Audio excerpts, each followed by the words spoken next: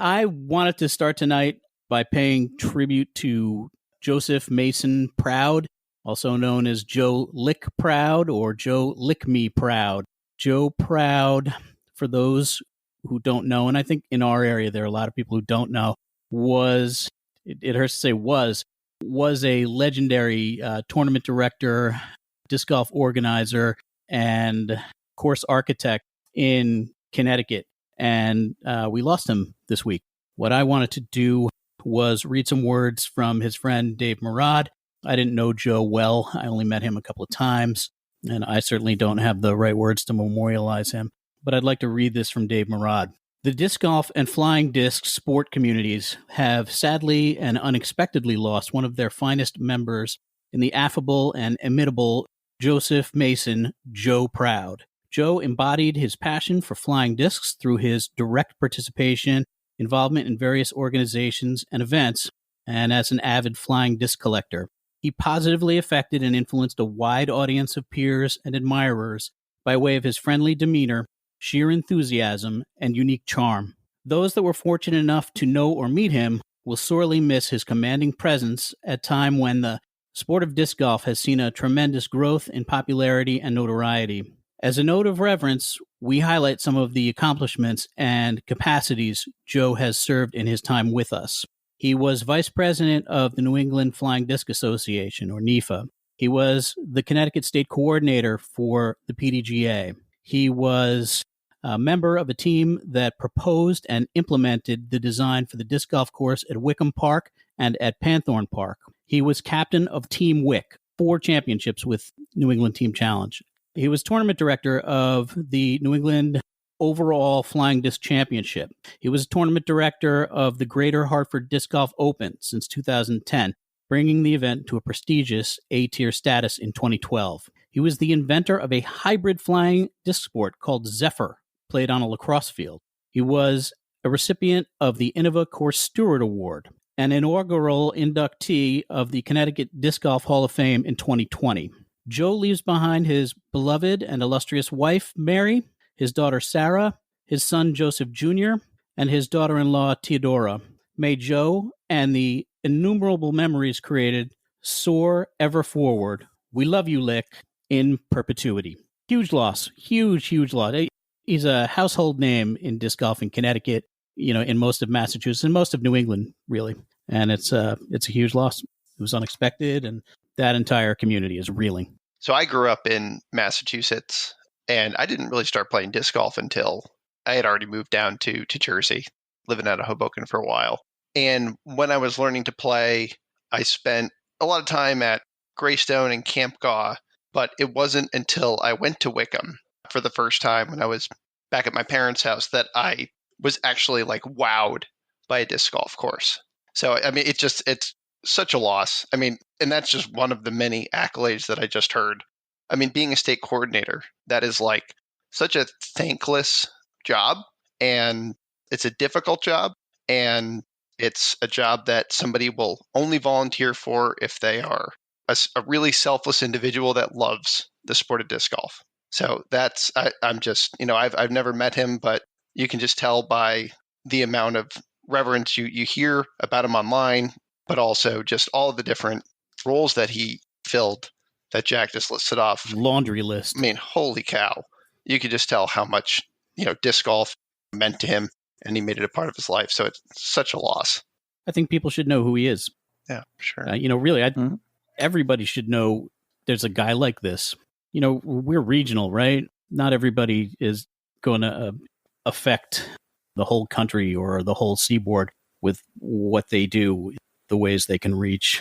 But this was a man who certainly reached this far, and anybody who went and played tournaments up in Panthorn or certainly at Wickham or has even played Wickham or Panthorn. Panthorn doesn't get in without Joe Proud. Even just playing, courses that are on his laundry list owes a debt of gratitude to the guy. I just wanted it paid. Very nice. Yeah, there's that one of the holes at Wickham, forget exactly which hole it is, but it's top of a hill. Six. And you can see Hartford in the skyline in the distance, and you're just like, wow. that was the first time I stepped on a tee pad, and I was just like, wow, and I just sat on the bench for a bit. Just a great looking hole. And then you look at the sign, you're like, it's a 600-foot par 3. Is that right? Thanks. Yep. And now I understand that. Now I understand that it's potentially doable with a perfect shot. Yeah. This was amateur. I've done it once. Every other time I seem to throw it either all the way across the field into the woods or most of the way to Hartford. Yep. Yeah, I've penetrated that left side of woods more times than I care to admit. Anyways, but thank you for that, Jack. My pleasure. Very least I could do.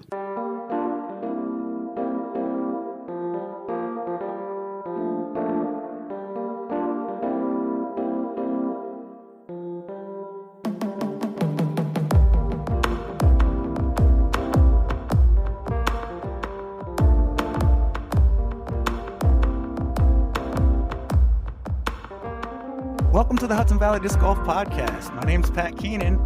I'm joined by Jack Bradley and Ryan Nelson tonight as we have a couple of newcomers. Before we get to them, however, we need to do a quick check-in. Jack, how many holes are done at Saxon? 0 holes, Pat. All right. Still not done. When Jack told me he can get Joe and Evan on, I was torn. Because I can deal with Evan, but that Joe Benigno guy, no thank you. No. Then he eventually cleared it up, and I found out it was Joe and Evan from Wedge. That's when I realized that this was Jack's ultimate revenge for all the trick questions, because I now have to say Gesick and Keogh. And hope that I pronounced them correctly. It's not easy. Nailed. I got them both? Got it. Joe, yours was kind of a cheat. I learned this with Ron Gallardi. Right. Hard G. Yeah, because then what does Jack drive? I know. See? Yeah. I know. But I figured it out. So, but Evan, it's always a guess with this. Well, I mean, if you want to get technical, it's actually Keogh.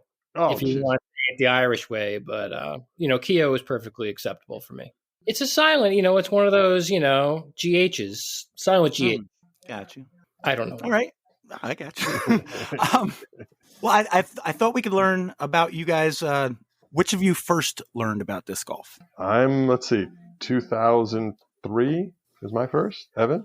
This is like my 7th year. Well, no, okay. My daughter's 8, and I started playing like 6 months after she was born. So 7.5 years. Okay. So that means, Joe, you were first? I was first. You said 2003? How'd you discover disc golf? I was visiting a friend down in North Carolina who lived in Asheville. And he's like, and he's an old deadhead hippie friend of mine. And he's like, come play some disc golf, Joe. I'm like, the hell's disc golf? He's like, you'll like it. I'm like, okay. So he gave me like a Clear Champion Spider, which I wish I still had. And we went into the woods and we played this course in Asheville. And being a good hippie at the time, I thought it was the greatest thing I ever did. But also being a good hippie at the time, I didn't think much of it afterwards. I just thought it was some one-off in hippie Asheville. And I came back to New York and I was working in Armonk. And in around 2005, a guy I was working with, who was another younger hippie of some sort, he was like, hey, I kind of, for some reason, mentioned this thing I did in Asheville, like disc golf. He's like, disc golf? There's a course right here in Kisco. I'm like, what? Because I hadn't played for like 3, since I tried it that one time. I just didn't think it existed. He's like, there's a course right here. I'm like, there is? Let's go play. And then from 2005, that was it. I just started playing, locally at Kisco because I worked right down the street. It was literally like 8 minutes away. And I played at Cranberry a couple of times because I just looked online to see where a disc golf course was. And then I heard about a tournament that was happening at FDR. Now, again, I know nothing. I think I have 3 discs now. I show up because the website said there was a tournament. I show up at the day of the tournament and at the house, and all the discs were laid out. I'm like, whoa, I just had no idea. And I see like people everywhere throwing discs. Like I was throwing discs 50 feet, 100 feet. And then I see these people throwing discs like hundreds of feet. I'm like, what the fuck?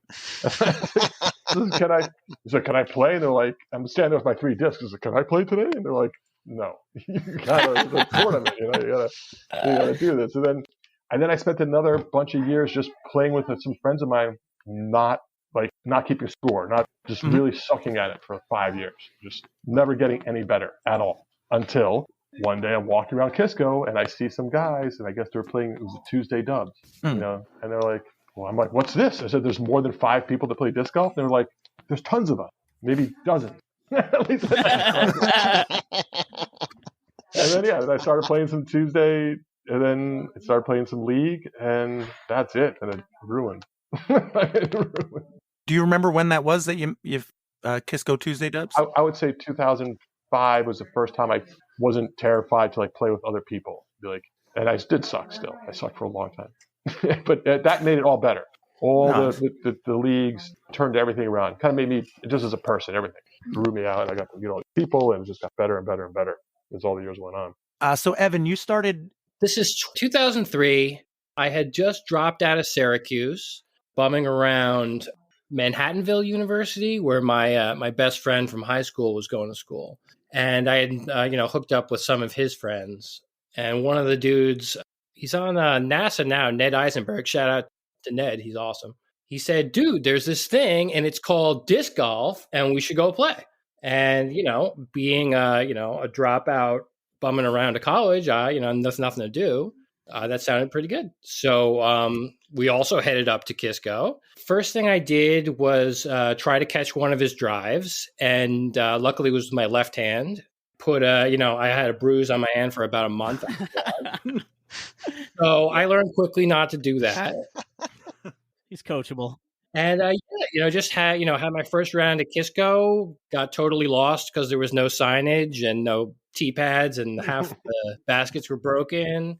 And it seemed like, a pretty okay thing to do. But like Joe, I didn't see myself doing it regularly, so over the next, 6 years or so, I'd play like once or twice a year, and it was kind of fun, but I didn't really catch the bug until my daughter was born. And then I was taking care of her. And once a week, my mom would watch her for the whole day. And they're in Chappaqua, so that's right next to Kisco. So I needed something to do for a whole day off. And I started to make a weekly adventure out to Kisco by myself and play. I could probably get like 3 rounds in I was doing at a time because, after a couple of weeks, you know how it gets. Once it gets in you. Oh, no doubt. I was playing about 72 holes a week on one day. And eventually, I feel like the first person I ran into was Kimmelman. Naturally, I think that's often her name when it comes to the first person. If you're a Westchester disc golfer, the first person you're likely to run into is Dave. I think I found one of his discs and called him, and then he chatted me up a bit and encouraged me to, come out and come to FDR and check out doubles. And it just started to meet guys in the club. And then I decided to play. My first tournament was the Ice Bowl at Kisco. That was the tournament that everybody decided like either the course should be destroyed or we should do something. It was the Mud Bowl. The Mud Bowl. That was my first. And that, honestly, I have to say, I don't think I've played in a more fun tournament since then. I mean, I was I was rec and I was just having an absolute blast. I can see, if anybody was taking it serious, they might not have had so much fun at that tournament. But for me, it was, that really set the hook. That was a turning point for a lot of things, but one of the most critical things, like disc golf wise, was I forced Daver to watch Steve Brinster throw ankle deep in mud from a tee pad. Yes. Yeah. This is what I remember the clearest. Brinster was standing ankle deep in mud. This is prior in to in an alleged tee pad, and right there at lunch, it was Daver that announced we were going to redo all the tee pads. I think it was 13. That's the whole I remember him on, particularly just like ankle deep in mud. Just like I was like, he had a great shot. I mean, sure, really mess him up at all, but Brinster. He shot lights out. Yeah, those are like the catalyzing moments, though, where you feel embarrassed for your course, and that's when you finally find the initiative to do something about it. Especially because for what Kisco was, I mean, it had the stigma of being an old steady ed course. It had, at least for someone who's just starting to learn about the game, it's like, oh, it's a little mystique. This is a special place. It's old. It's been here forever. And then to see it kind of like be like that. But then also, I don't think I knew anything about better courses at the time. Like, maybe Cranberry was like the highest quality course I'd ever played at before like that notorious Mud Bowl. Right. Do you think that any of those quirks about a course are charming? I think about the baskets at Buzzies. All right. So Kisco used to have those baskets. Actually, so Kisco's baskets were patent pending. So there's a distinction made between those and the ones at Buzzy's. I can't remember if one of the Kisco ones went to Buzzy's. So yeah, I do think that that's charming. And I think like having a Buzzy's affords you the luxury of having a charming course. And, we thought about those baskets long and hard before we decided to replace them at Kisco. Mm-hmm. But we weren't feeling particularly luxurious with nothing but Kisco and FDR, which also did not have the best Innova baskets at the time. And, made a decision, a very conscious decision to take out something that was nostalgic in favor of something that had any chance on God's green earth of catching putts. Did you think about going with the older style new basket? Mach 3 is I would say would be the closest. And we petitioned DGA really long and really hard on the notion of, hey, this is history. And, we'd love to put DGA targets in here. And, would you, please submit a bid that's competitive enough, that we can keep this course a DGA course. And they came in with by far the highest fucking bid. And now our sponsor, DGA. Oh, he lost us Innova last week. Might as well keep going. I'm going to tear it all down. Joe, which of the two would you consider your home course as of today? As of today, I'm in Westport as of the moment. So the closest course I've gotten to play on the regular is like Waveney. That's come a long way, and Bridgeport. I mean, generally, when I was just before I left Harrison, when I was still in Ridgefield, FDR was always my home course first. Mm-hmm. Yeah, FDR, Kisco, and then everyone else that we can get to on the weekends, wherever else we want to hit up just to change it up. Oh yeah, Evan, what's your home course, closest course? I mean, I am equidistant between Kisco and FDR. I would say I play FDR more, but Kisco will always be where it all started for me. One of the first times I remember meeting Joe, it was either shortly before or shortly after Wedge was officially incorporated, and Joe was working at a printer fulfillment house, print and mail. Is that about right? Am I describing it? It was. It's like corporate production place. We did trade show meetings and every little bit of paper, videos to print of everything, A to Z. Yep. Yeah. I still have my FDR Fools Fest whole sponsorship, hole 13 that I believe you did. It's hanging on my wall right now for the Beacon Glades. Nice, probably. Doing that for a couple of years. That was awesome. That was also when disc golf was a poor sport. And everyone, your treat. So your thing. Well, we wanted to do a thing for whole sponsors, and it was awesome. That seemed to be a cool thing. But Joe had volunteered to print up scoreport cards and scorecards for us. And you would also printed us like a big check. Like we big did some check. big checks a couple of times. Yeah, for Food Bank, so that if we raised money for Food Bank, Joe printed us, one of those big checks that you give to people for photo ops. And I had gone to pick it up at the shop, and I got there and started talking to Joe. Joe's just got this smile on his face. He'd become so engaged in disc golf and was so happy to be doing stuff for disc golf. And we must have talked for over an hour in the shop that day. And Joe was just, he was one of the first people who was telling me, like, we got to do more. We got to get more people and more courses. And he said a thing to me that I will never forget. I say it all the time when I talk about disc golf and community, because I think there's a pretty quick recognition that if you're the type of person that disc golf bites into and keeps, then you're bound for a whole bunch of new friends. And I had said to one of my best friends pretty soon before that, a good friend of mine who was trying to get me to meet other friends of his, and I snapped him and said, I don't have time for the fucking friends that I already have. I don't need one other new friend. This is before I started playing disc golf.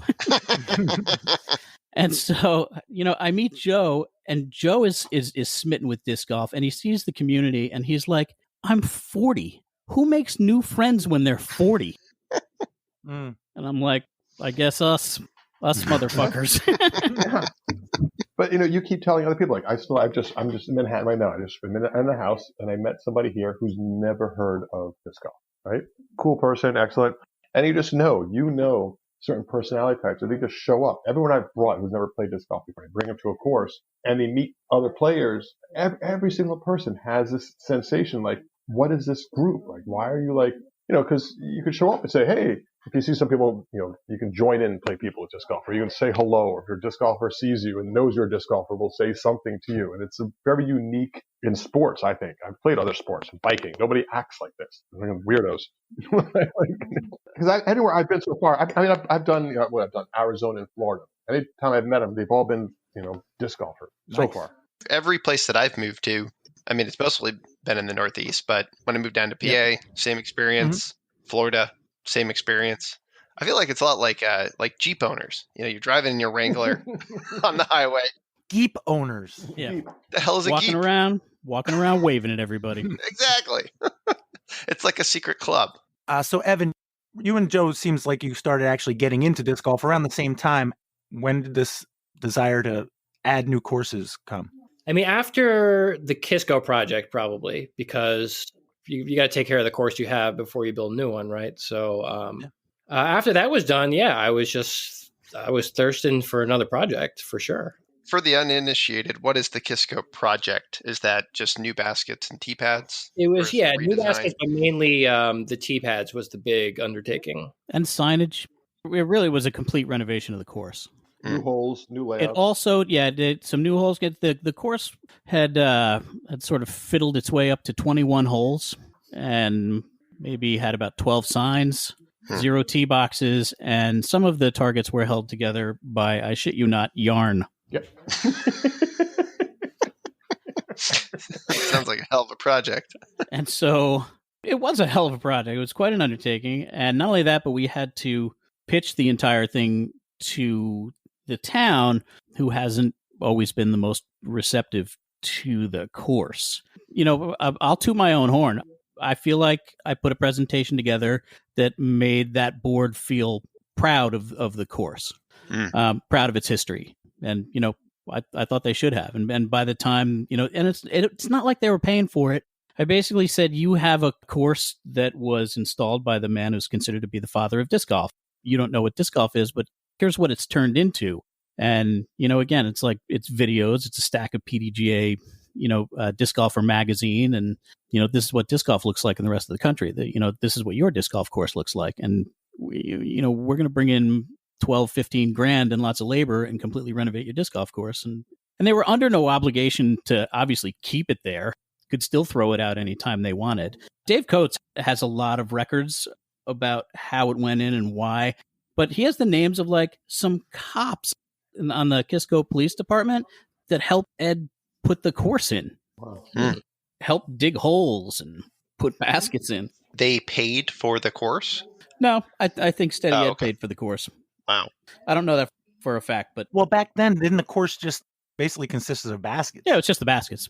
Patent pending. That means they were that new that they didn't even have the patent for disc golf baskets? Yeah, he had applied for the patent, but he didn't have it. Mm-hmm. Most of those baskets still have, they're all privately owned now, but most of them, mine has a sticker on the back that says patent pending. That's awesome. Do you want to hear an interesting piece of disc golf trivia about the damn straight? Well, I guess it's just something I heard during the Dave Dunapace interview with Nate Sexton. I just did not know this. Maybe you guys do. Apparently, if you wanted to purchase DGA baskets from Steady Ed, he had to approve your course. So he would not sell you 18 baskets unless he actually had an opportunity to determine whether your course was worthy. I greatly wish all manufacturers would enact that right now. Well, then you can blame Innova, because when they came out with the disc etcher, it was the first set of baskets you could buy and not have to go through Steady Ed to approve your course. So you can blame Innova for that. Advances in mediocrity. I remember Jack being asked, like, when we're just trying to figure out what kind of pads we want to be put in there. And I remember somebody saying, do you want these to be 5-year pads or 20-year pads? And Jack's like, 20-year pads. Like, we're doing this right, and we're doing it one time. now. One time. I think it was like at the height of like the hipster era too that we did it. I mean, it felt like because of the way the course is laid out too, you couldn't drive to all the holes necessarily. Everything was like more handcrafted. Yep. Like for like the kind of course it was too. It's like Yeah. it definitely was like just slapping on pads. Everything really had to be finagled. Yeah, those were difficult builds. I mean, every build was a difficult build except for, I don't know, hole 1. So our biggest mistake was the original hole 18. Oh my God. We used all the backfill. Yep. Like, there's like 20 like massive boulders that we decided to take out so we can go down 6 inches, even though. I know. I remember John coming in like, yeah, I really just need you to dig 6 inches. You didn't need to excavate these giant boulders. In fact, this is much worse. I should say, if you haven't gleaned it already, Joe and Evan were ever present in those T-pad builds. It sure sounds like it. Yeah. Yeah. You know, and lots of guys were. I don't want to short anybody. You know, a lot of people came out. And we're figuring, I mean, a lot of them was like, you know, designing on the fly too. Yep. Figure out how we're going to lay this out. How are we going to do this here? There was a lot of talent out there, especially, you know, one of the ones I'm actually most proud of is 11. It's 11, which Keo and I built solo. Mm-hmm. That's a beautiful one. Yeah. And I was like, you know, if this thing sinks, it's only you and me, buddy. I think it's holding up pretty well. It is. It's holding up great. Every time I see it, I'm like, yeah, me and Keo. I mean, the worst effects that have happened at the course is from vandalism on the pads. Yeah. The structure themselves is everything's held up. There's a couple that need help. A little sink on Pinball Alley. On Pinball Alley. And that is happening because we put the item 4 in frozen. Right. And there's 9. There's basically everything has sunk uniformly except for one paver, which I know is like stuck on a rock that we should have blasted. We were out of time. It was like late in November. Oh, it was the last build because it was the hardest build, and that's how John and I like to roll. Let's get the easy ones out of the way. But it was the last build. There's a lot of wood in it, and it took a lot of fill, and the fill was frozen, so guys were chipping away at it. Oh, with pickaxes and then carrying it over in, you know, whatever. You know, we had the item 4 in a huge pile. But yeah, it was some of it's still there too. Yeah. So, and it shall it ever be. I don't see that going anywhere. You've mentioned John a couple times. Who's John? John Garb. So okay. John Garb was our kind of like lead engineer. Yep. Yep. And he will be. He remains our lead engineer. So going into FDR this spring, we're gonna do all paver tees for the 17 holes that don't have them yet, and then we're going to do 9 turf tees in the front, and John will again be lead engineer. In fact, Ryan Korzakowski has also signed on. Oh, Ryan! Yep. So that's the band back together, bro. Oh, that's it. Too. I got to say this: that Ryan was one of the first people that really got me into the fold, because I was like walking around the course thinking like, boy, these guys must be so cool and they're so smart. They design courses, and boy, maybe one day if I'm lucky, I can, like, you know, give a suggestion about a hole. He kind of ran to Ryan and went over this. He's like, just show up. just Turns out it's just us assholes. Is there room for another course at FDR? I think a small one. I think a 9er. We're talking about it. In the pool area? So Bill's been asking. They've been saying pretty much yeah, and they've been like saying where, and then Bill goes and he looks where he thinks they mean, and then he sort of shows it back to them, and they're like, no, that's not where. But I believe we've yet to actually have Bill and whoever's making decisions there at the park on the same piece of land at the same time. I think we're close to getting that, and I think as soon as we do, we'll probably have an approved. Bill's looking to build a beginner-friendly 9 that has an environmental learning component to it. So the T signs would include information about the hole, but they'd also include information about environmental impact and species and watershed and stuff like that. Cool. And that's what I think will also pop up at FDR. That's why I asked these goofy ass questions. We don't have, at least in Easton, PA, we don't have a beginner friendly course. When we were talking to Jamin last week, he talked about how upstate he's designing within an ecosystem of courses because they have so much damn land up there that, you know, not every course has to be a championship course. So he's designed some smaller ones. And in Easton, we don't really have that. We've got Hackett Park is my local course, and it's, the first 3 holes are chip and putt, but then, hole 4 is like a 550-foot bomber downhill, and you can't even see the basket. So it's not very beginner friendly. The reason I'm curious about all this is because, I would love to get something smaller in that's more beginner friendly. If we were to work in any sort of curriculum into our Easton School System's physical education program, they'd have nowhere to go. And that's a problem. I think that with FDR, if you play the short layout, it's relatively beginner friendly. Would you say so in Westchester? I don't think so. No? Guys, Joe, you believe the yellow layout is beginner friendly? I mean, it depends how beginner. If it was me beginner, like I'm just trying to think my beginner days before when I first started playing FDR, we didn't have the traditional yellow layout, so it was more beginner friendly. I mean, I'd be hard pressed to feel confident playing around the yellow. How about that? I'd feel good. I'd have a nice time out there. The back 9, I think, is probably the most scary. Yeah, that's true. That's a good point. Like, this is just, I can't throw that far. They're like, I'm going to throw 5 times before I get to the green. Yep. It's just, you can't. Beginners in 500-foot holes don't. Hole 7 is also. Yeah, I was going to say. Just you throw it into the swamp or throw it into the river. It's just that's true. Gaps for beginners. Yep. So we have it there. I mean, didn't we have flags now in all the short positions at FDR? Yes, we do. So that's a beginner. That's a pace race course. Soon there's going to be tees. Right. So the answer is yes. So there will be and only in the front.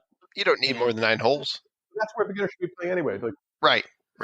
As someone who's going to play that front, I like the idea of a beginner 9 someplace else. Right. Yeah. Right. Because even Kisco, the short course, is not so beginner friendly. I mean, just challenge wise, technically wise, it's tough. You got to be playing for a bit before you can I just played around disc golf. Beginner. Yeah.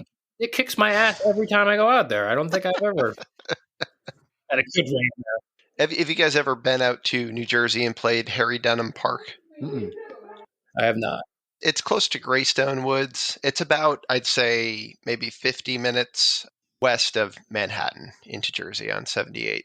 And it's Matt LaCourte designed, and it's a 9-hole with a short and a long pad, and it's just plays around. The park is relatively small, and there's a walking path that goes around the whole thing, and there's like a playground in the middle and some pavilions, and it's very conducive to a kid playing on the playground, seeing people throw discs around, getting interested, and playing 9 holes. But I feel like those are kind of tough to come by, courses like that, and they're valuable, but they're not really the priority of people like us. Right.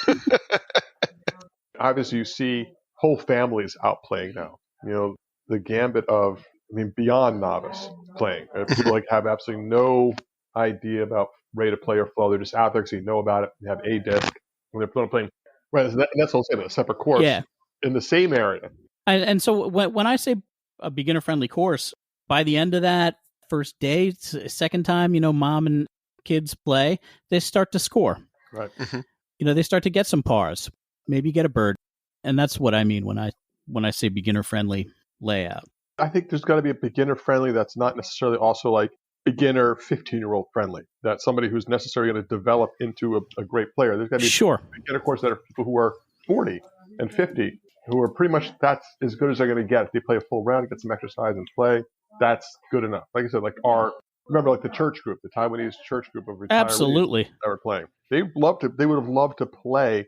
Nothing was within their zone, and they would never advance past that. They would never get past the beginner tees.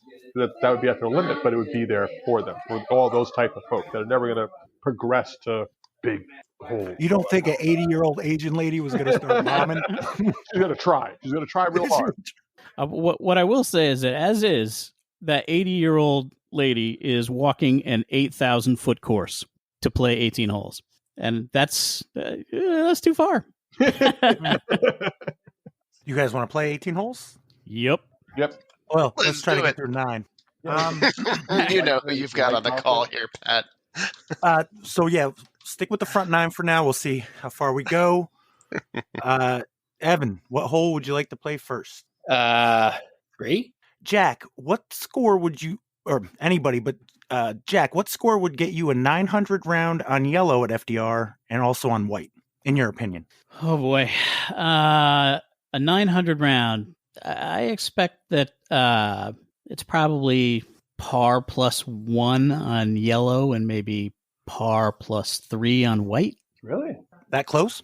I don't know. Joe? I don't know.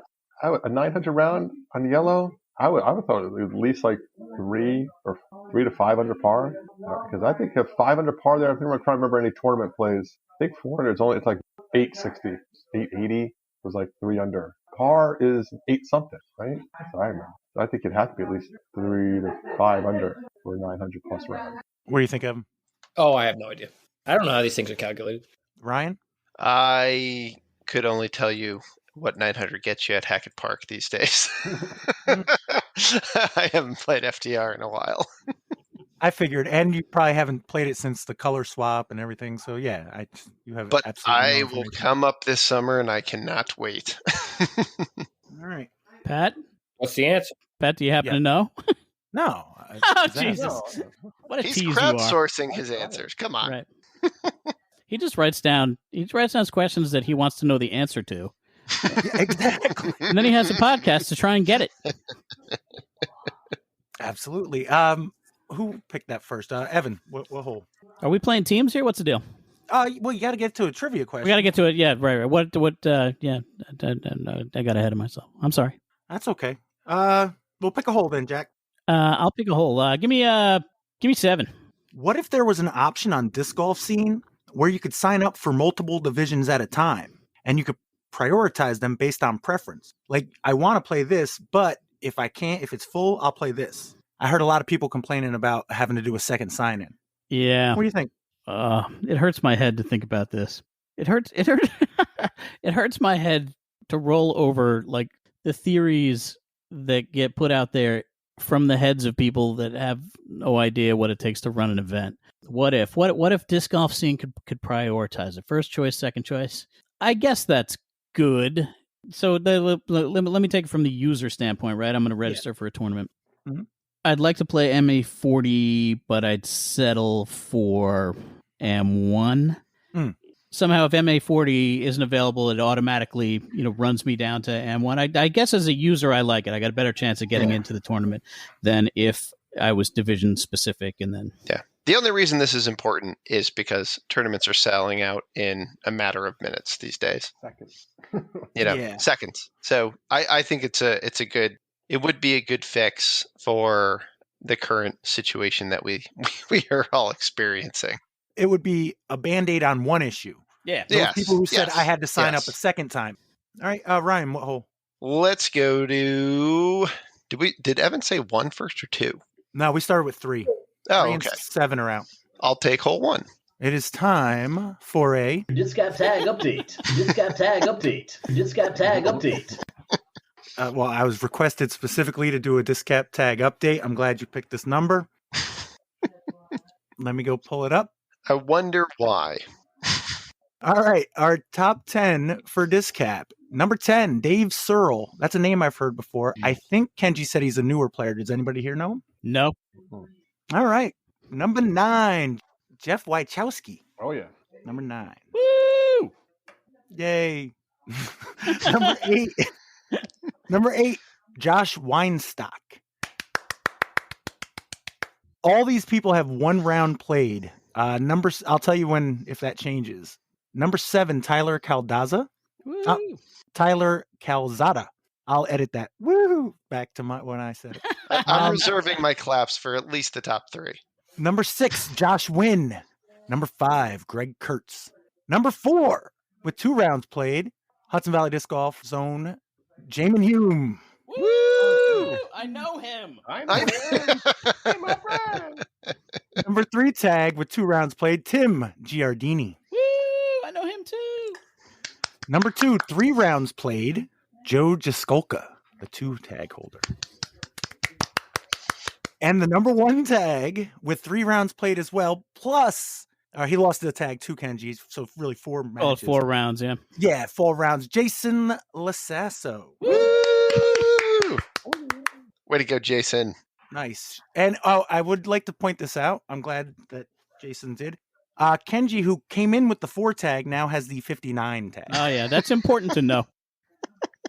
More important, Pat has the 39 tag, so that's All right. All right. And this has been your Discount Tag Update. That was hole 1. Joe, you haven't picked the hole yet, have you? Any hole I like? Well, you can't do 1, 3, or 7. Well, let's do hole 12. We're just sticking on the front 9, Come so on, you can only do one. Well, Yeah. then we do then hole 9 then. All right, Joe. Who is the next $1 million disc golfer? Oh, it's got to be. I want to say Hamburg. How do you say his name again? Heimberg. Heimberg. But it depends because is it by sponsorship or is it by like self-generation? Because I know like Brody Smith has been like just because of his channels and everything he's doing, like is he generating without sponsorship nearly $1 million in like YouTube videos and whatnot? I would say like announced. Announced. Yeah, I'd say the Heimberg. contract-wise. I would say. I mean, somebody really young and whippy. Because he's crushing. I mean, everything I see, he just keeps crushing and will crush some more. Here's the problem with Heimberg, though. He's sponsored by Innova, so unless he changes his sponsorship, he's not going to get $1 million. They prefer to give 1 million people $1. Somebody wants to steal him because what he just got. Macbeth did leave Innova. This guy's got a lot of money. I don't know. I'm still blown away. I don't know where all that money's coming from. I know this golf's popular, but Yet nobody knows that. where are they getting $1 million? I'm sure that Discraft executives are rolling all night in their sleep wondering where that money's coming from. And I'm watching the first tournament too. He's like, our golden boy not doing so hot. Well, he just won the Memorial, I guess, so that's good. He'll be It's fine. off the Pro Tour. Yeah, he'll be all right. Fine. I think it might be Eagle. Oh yeah. That would be my guess. He's very young. He's like 23, 24. Then he's just young. He's not very young anymore. Just clarifying. Well, I'd say, yeah, relatively young. It could be that the next $1 million disc golfer might be 17. That's true. Just off our radar. That's true. I would say, though, in terms of raw skill or raw talent, Eagle's elbow bends in ways that not many others can. But I also think that Discmania takes their pro sponsorship very seriously, and they show that by not honestly sponsoring too many players. You think about who's Discmania sponsored on tour right now. It's basically Simon, very warranted, right? Kyle Klein, who I think they were very prescient in picking up when he was a rookie, and then he wins the amateur, world championship, and now he's on tour and frequently a top finisher. And then, Eagle. Those are their pros, other than, obviously a little bit more a European focus. But it seems to me like they're prioritizing their talent, and I think that they'll make sure that their money is well spent there. So I think that he's probably the next pro that's going to get the check, in my opinion. Any thoughts, Evan? If I was going merit-based, I would go with Paige Pierce, probably. Yeah, I agree with that. And she's, pound for the pound, probably the best golfer out there. Certainly the best swing. Mm-hmm. I mean, it makes sense to me. It's equitable. She's already there in a place where the talent is valued and paid. I think that's what I would have said. If they have any money left. Yeah. Which, of course, they didn't in the first place.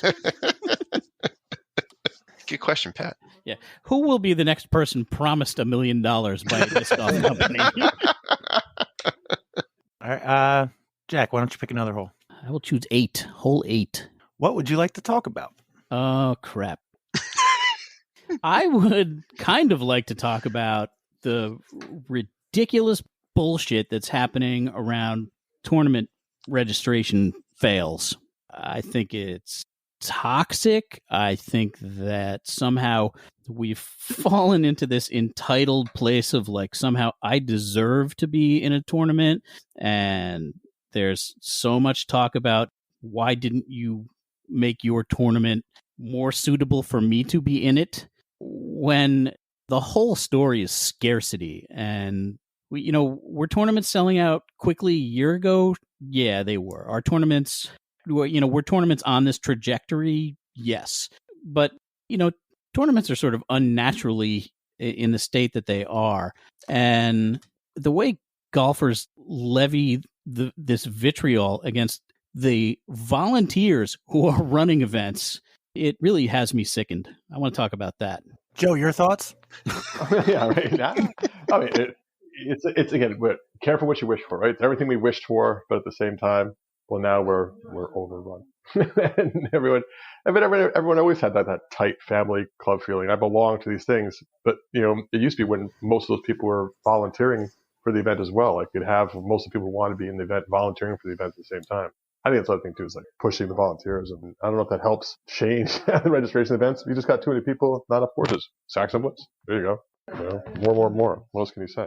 Well, I think the obvious thing is just raise the price. Oh. Does that really though? Because like really, is it $10, $20? What's going to dissuade? And what, poor people, elitist disc golfers can't afford to play this? Oh, yeah. And then you give it to the poor. I mean, just saying, what would be that price point that would dissuade, a bulk of people? I'll tell you, a lot of people were complaining about sponsoring a hole. I sponsor a hole to get an early spot in a tournament. Maybe that's it. Or early registration, sponsor holes. Yeah. But then it is though. Like what? People do that already, like though. Classes stuff though, for real. Like what are you supposed to do? Is that really fair though? If like you don't got the cash, you really can't play. Yeah. What is this, Canadian hockey? Well, it is also COVID year too. People, maybe it's part of. I mean, we have the increased players, but it's also people are losing their minds to get out and do something too right now. Right. This is the thing that I've been banging on this pot for a month, and that's that these events don't have competition. And it's not just that they don't have competition from other disc golf events. They don't have competition from your niece's birthday party. Right. They don't have competition from your bowling league, and they don't have the sort of competition from your wife that's says, "Oh, you think you're going to go play disc golf 3 times this month?" She's like, "Please go, please get out. I'll sponsor a hole. I'll sponsor the whole goddamn course." Yeah. Now it almost feels like a privilege to be able to play in a tournament, and in some ways, that kind of brings about the question of having to earn your right to play in the tournament, and how do you do that? I think that one way to do that is monetarily. If you can sponsor a hole, you deserve early access. But I also think that volunteers should be given priority. I think underserved divisions that we're trying to promote. Women juniors. Women and juniors should get priority. I also like the idea of the ratings-based early reg. So like I like the idea of, for MPO, the 970 cutoff. Yep. Interesting for me. So I've been over 970, and my latest ratings bump, I should say lack of bump, went down to 965. And I'm like, crap, I have to start playing to get better again. That's actually like the first time I've ever felt that, Yeah, right. So I think that's nice. So this is a thing that Craig Cutler brought up that I liked a lot, which was, what's the purpose of the tournament? Mm-hmm. And the answer is going to be different every tournament. But, I'm specifically talking about this dumpster fire about the New Jersey State Championships. There are people on there in, MA2 and MA3 that wish they could have gotten in, but Adam Harris set the tournament up for ratings based, and it's on a timetable. So the first rating level that opens up is 970 or something like that. And in another week, 950 and up can register, and then 930, whatever it is. And the answer with that particular tournament is, what's the tournament for? It's to crown a New Jersey state champion. So how critical is it that the MA3 guy gets into that? Your 865 MA3 guy, how critical is it that he played? And I say, in that particular event, not that critical at all, because we're trying to crown a New Jersey state champion, and that's not that guy. So I buy into the ratings-based entry schedule for that. That makes sense to me. People hate on the sponsorship, and I can see you saying, okay, you're going to make disc golf only be for the people who can afford it. But that's not what that exemption is for. Higher tier events, from B tier on up, has a fundraising requirement. And, that's on TDs and clubs, organizers, to find that money. And so I see no problem with letting in sponsors first, because there's a sponsorship requirement for the purse. There's a sponsorship requirement for the amateur side as well. You're expected to, it's been a while since I looked at the requirements. 125%. 125%. Yeah, sure. Right. So how do you get that? Part of it has to be raising cash for you to supplement player packs. It's on the tournament director to raise funds. Why can't the tournament director award sponsors with spots to meet that requirement. Getting back to what Craig Cutler said, and this is what is not currently in the DNA of most tournaments. What's the purpose of the tournament? And I think if you start with that and you make a mission statement for the tournament ahead of registration, you say, this tournament is, to bring competition opportunities to amateurs in the Eastern Pennsylvania area, right? Then you can figure out how to allocate spots. Then you can figure out how many spots you're going to give to your volunteers, how you're going to award some of the early spots, and maybe even disincentivize the player that the tournament is not for. And so if it's an event for AMs, you can disincentivize it by not offering cash payouts for any divisions. And then probably pros are going to lay off that registration, and you're going to get a field of people for whom the tournament was made to serve. But I think that goes a long way. What Craig Cutler is talking about there, I don't know if he intended to say it, but I take it to mean the tournament should have a mission statement. And I think when you start there, you solve a lot of problems. And you answer those questions that come up in forums immediately with your mission statement, rather than having to sort of backpedal. I mean, I think it's really interesting. I can't think of a single tournament that has an objective like that. I think other than ice bowls, right, and events that are charity oriented, I can't think of anything that's explicit like where that. They've actually established it, right? Women's global event, right? That's clear. But you're right. I think that also brings into a consideration of where, which I know it's probably easy to change in PDGA, but like if you're trying to crown the New Jersey state champion, do they have to be from New Jersey? Isn't that something to think about? That's in the mission statement. Right. So in which case you might be offering invitations to, say, the top 25 pros in New Jersey, and then you open it up further. Right. I love the idea, and I don't think that anybody's really talking about that. So that's really interesting, because I think that could solve a lot of problems. I will say that in PA, I think we definitely have more tournaments than you guys in Westchester, just because we have a lot more, honestly, tournament directors. Yeah, I think it's a more mature scene overall. Yeah, I'd say so. But we have a couple of tournament directors now that are catering to AMs. There's this guy, Brian Bockington, down here. He runs, I'm talking like a tournament every weekend, and I would say 80% of his tournaments are for AMs, and he's clear about the fact that his tournaments are for AMs, and he only gets about 5 pros to show up for it. But he's developing a following, and he's serving a community that is underserved from a competitive perspective. So I think that's interesting. I've never even thought about it that way. I asked a question on the Wedge page a week or so ago, asking like, what other sports or games do you participate in for money or other prizes? It got huge response. 60 plus people chimed in with, what else they did, including things like poker, ball golf, bowling, billiards, darts. And I was sort of like leaning this way to begin with, but like nothing works like disc golf. Nothing works anything like this.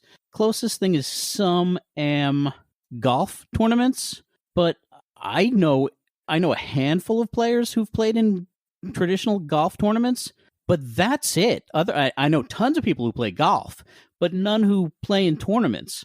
And, I know people who play in softball leagues and bowling leagues and dart leagues and all these other things, but like none of them are for your entry fee times 125% in player packs.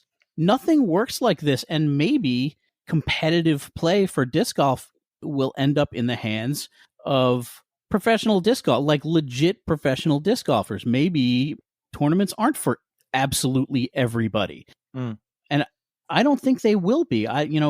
With the groundswell that we're seeing, I think you're going to see many, many, many more recreational players of disc golf who are going to be like recreational bowlers, and they're going to bowl 4 times a year, and they're going to disc golf 4 times a year. I just think we're about to hit an explosion of dubs.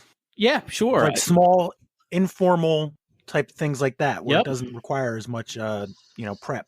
The San Diego Aces has something like 6 or 7 doubles a week. including an invitation only doubles, which is for basically, I don't know, like 920 and up doubles. Last time I checked. But yeah, like how many tournament directors are there going to be? We're talking about our problem is a lack of volunteers to be tournament directors. How many do you think we're going to make, that make it so that the Fools Fest may be an unapproachable event for a majority of golfers? The thing could get big enough that it's a 4-day pro event or a 3-day pro event. I don't mean to single out Wedge, but it is possible that there will never be enough TDs to handle, demand for these tournaments. And then, if you go into ratings and like I was saying, mission statement, like what's your tournament for, right? Mm-hmm. If your tournament is for competing, to be the best golfer on that day, does the 880 guy need to be in that competition, need to be in that hunt? I don't know. Yeah, it's interesting. I think when you think about how there aren't a lot of sports that are similar, what I think about is when I used to run long distance. I used to do a couple half marathons. That's something where you do spend, I'd say, $50 to $100 for t-shirt, basically the right to run on the streets, right? Yep. In a t-shirt that you might wear, right? So like 5Ks, 10Ks, that was one of the first things that I came up with that I thought was anything like it. Where like a couple hundred people show up to run this 10K, and you shell out $25 and you get a t-shirt. Back. Yep. Yeah, right. Yep. And there has to be a staff organizing that. There has to have been permitting. There has to have been registration. There have to be volunteers, handing out cups of water and pointing you the right way and ringing cowbells or whatever it is they do. They're not charging $75 fees and giving you a backpack and some sneakers. No. What the fuck are we doing? Yeah. What are the events that, because honestly, there's so many now, and you have to really want to get into one to be able to play in one. But there's so many more informal things that are going on around the, on the weekends with singles and dubs and things like that. And I feel like there should be more unsanctioned tournaments available to AMs to fill that need. You don't always have to go to a PDGA event. It's an issue because for some clubs and some parks, you have to be insured through the PDGA to be able to run an event. Right. So you're kind of stuck there. And I know you can get exceptions to run relatively unsanctioned events or things that feel like unsanctioned events, like snow bowls, with exceptions and going through that process with the PDGA. But not everything needs to be the Fools Fest. That's right. And it's tough. But that's what I think we're getting more of in PA. It's like, Brian's running events, and we've got Mike Solt, Mr. Disc Golf running events, and we've got, just a lot more, and Bria's right, over the border in New Jersey. So I feel like we've gotten a lot more supply from a tournament perspective. And to me, it's like, well, now I'm choosing what do I want to play in, you know? Yep. That's the answer to scarcity. Yep. More supply. Hopefully, capitalism kicks in and guys can make some money doing it. And that's how the need is met, because socialism isn't working to meet the needs of disc golf. It really isn't. And when you start thinking that way, Ryan, you start thinking about less sanctioned events. Those are events probably that better serve the needs of your club. They have to be more gratifying to the volunteers that are doing it. And so, on that end of it, it makes me wonder, what's going to incentivize clubs, to run B tiers and A tiers, because you start to ratings base it. And frankly, you're going to start drawing better professionals from further away to the exclusion of lower rated locals. And that makes sense to me once you've slapped a mission statement on the tournament, once you've said, what's this tournament about? But we don't do that. And so it's haphazard. It's all over the place. This tournament is about providing a great entry level experience value proposition for the recreational player, and also finding out who's the best. Yeah. What bums me out is that right now, with all of the registration headaches and the scarcity, it's making people say things like, well, I don't want to grow the sport. And that's just so bad on so many levels, and it's a problem that I think the PDGA should be more Can I just say of. the PDGA isn't doing shit about it. The PDGA is doing less than anybody else. They came out with a thing maybe a week ago saying, with the increased need for events, here's a link to how to run a PDGA event. Oh, that's great. I don't get, and there's other things too, like the holding spots for women. I think I talked about this before, but I think it has an adverse effect. So you hold spots for women, and there's 12 spots sitting there for women who haven't registered yet, and now you have the 12 top men on the wait list, hoping to God that no women register. Right. There's just horrible incentive structure right there. Right. So it's bad, but the PDGA is doing nothing to support their cause. They are so reliant upon clubs and the benevolent tournament directors and volunteers, and what they're doing to support them is laughable. Mm-hmm. Mm-hmm. I think they might do something. I'm not generally like super down on the PDGA guy. Yeah, I think they either do good work, but I don't know if they recognize this problem.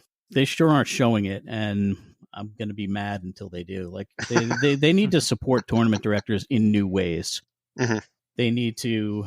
I think you're on this verge of reducing supply of tournament directors because of they already do a hard job. Now they're getting abused for doing it in a way that this guy doesn't like, or that guy doesn't like, or this is how they should have done it, as if somebody pays them to do this, or as if they're profiting from doing this. So I'm not sure that you're not on the cusp of reducing supply at a time where supply needs to be increased. We need more tournament directors, not less. But, throwing shit at tournament directors while they're trying to do a good thing is not the way to get more tournament directors. It's exactly the way to get less. Mm-hmm. And it's sort of stunning. Newer players, first tournament, second tournament, that guy's going to pipe up and maybe he's going to get stomped down. But I see it coming from seasoned veteran players who should know better. Yeah, that's what I'm seeing as well. It's very disappointing. Pat, you got any more holes? Yeah, got anything fun, Pat? Anything fun that me and Ryan can do? Death spiral right now. It's horrible. Disc golf sadness. Yeah. Let me take a look. I will say it's having the adverse effect for me, though. It's making me more of an evangelist, and I want to do more now. Yeah, so I see people becoming motivated to do more writer. Yeah. But I don't know. Pat, is hole 5 available? Name the most random Major League Baseball player from your youth. Nomar Garcia-Parra. That's a good one. That's a name that comes to my mind. He could be a pitcher for the Red Sox. Shortstop. There you go. Shows you how much I know. I'm going to get so much shit for that. Jack, what do you got? Catfish Hunter. All right, pitcher. Hell yeah! Hall of Fame pitcher. I knew it. The name that got me thinking of this was Kent Hrbek. Kent Hrbek played for the Twins back in the 80s with Kirby Puckett. Does Dustin Pedroia still play for the Red Sox? He was always my favorite player. I think he might have just retired, but if not this year, recently. What hole would you like to play, Jack? Let me get hole 2, Pat. Sounds good. We'll do disc or no disc. Titles. Who's going first? Ryan will go first. Yes, sir. Ryan, this is the Battle of West Allen Chestertown. Oh, man. Chester. Allen Town. Ryan, what name is given to any teacher in Japan, not necessarily in martial arts? Sensei. Is the sensei a disc? It is. It's in the active line of the Discmania Plastic. December 5th, 2019. Yeah, baby. Thank you, Karate Kid, the reboot. Jack, what was the name of the internet browser released by Netscape in 1994? Oh, crap. Wow. What was the name of the internet browser released by Netscape in 1994? Ooh, I think I know it. Oh, man, I'm going to get a steal out of this? God damn it. It wasn't just Netscape? Is it Safari? Ryan. It's not. Is it Navigator? Oh, yeah. Is the Navigator a disc? It doesn't sound like it's in any of the manufacturer's vocabulary. There's a compass. I'm going to say yes. Full Turn Discs, Woo. August 13th, 2016. Ryan, Scott Carpenter, Pete Conrad, and Sally Ride are members of what profession's Hall of Fame? Astronauts. Is the astronaut a disc? Spike Heisers all day. No. Discmania, February 22nd, 2021. What? Oh, Brandon, you got smoked on that one. That's such bullshit. It's 5-0. Here you go. I'm kidding. Annihilated. What word comes from the Old French for a soldier sent ahead to clear the way? Today it refers to the first settlers of a region. What word comes from the Old French for a soldier sent ahead to clear the way? Today it refers to the first settlers of a region. Pioneer? Is the Pioneer a disc? Yes. Latitude 64, Oh, November yeah. 23rd, Yep. 2018. Yep. On the board. Nice. Ryan, Mm. in 2007, Nickelback sang, "I'm going to trade this life for fortune and fame. I'd even cut my hair and change my name to be what?" Nickelback. Oh my God. Going back in the memory banks here. In 2007, Nickelback sang, "I'm going to trade this life for fortune and fame. I'd even cut my hair and change my name to be what?" I can't think of a single Nickelback song. I just see his hair. That's all I see. I have no idea why. I give up. Pass. Jack, you got this one? No. Jack? No, Nickelback is in the wrong pocket. Rockstar. Is it Rockstar? Is the rock star a disc? No way. Wow. Let's see. V-Rock Star. Rock 3-star. There's a Star Rock. There's a Star Rock. I'll use one of my tricks. Yes? That was less than confident. Discmania, February 22nd, 2021. Oh, another one. Oh, wow. I was trying to draw out final answer. Final answer? Yeah. Pat, we know your tricks. This is Jack's. That was a steal, right? Yeah. So this is Jack's regular question. Down 5-4 now. Mm. Though now it means one who serves. In medieval Japan, what name was used for a property holder who received rent from serfs? Though now it means one who serves. In medieval Japan, what name was used for a property holder who received rents from serfs? It's Samurai. Is the samurai a disc? Yes. Gateway Discs, April 22nd, 2012. Oh, my God. Did he just take the lead? 6-5. Oh, if it was wrong, I was going to go with Shogun, because that could have been the only other answer. All right. What you got? In 1192, Go-Toba was emperor when Yoritomo received what title as military dictator? In 1192, Go-Toba was emperor when Yoritomo received what title as military dictator?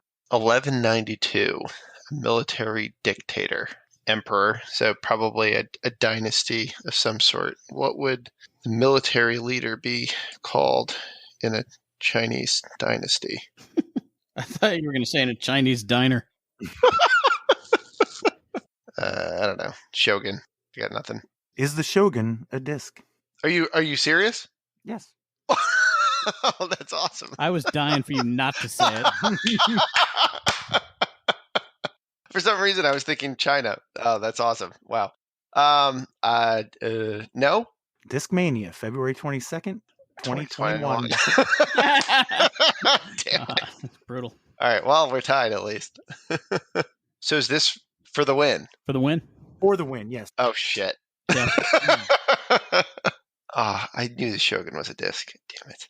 Jack, final question. Double Indecency and Skytanic are episodes of what show about the title spy whose codename is Duchess? Archer. Oh, damn it. Is the Archer a disc? Yes. Discraft. December 7th, 2016. Well, I guess we know where all the talent lies in East Allen, Chestertown. It seems like it's a pretty fair team. West Allen, agreed. Contributions across the board. Final score 8-6. Yeah. Nice win. That's nice how it could have gone the other way. All right. And you guys got anything before we head out for the night? No, thank you for a little bit of fun at the end there. I was really down on disc golf. I know for part of this. Yeah, it was a little depressing, but well, thank you guys for coming. Thanks to Evan and Joe. Woo! And Sweet Up Hudson Valley and Sweet Up Joseph Mason. Yeah, for sure. Yeah. Thank you, Pat. Thank you, Pat. Have a good one.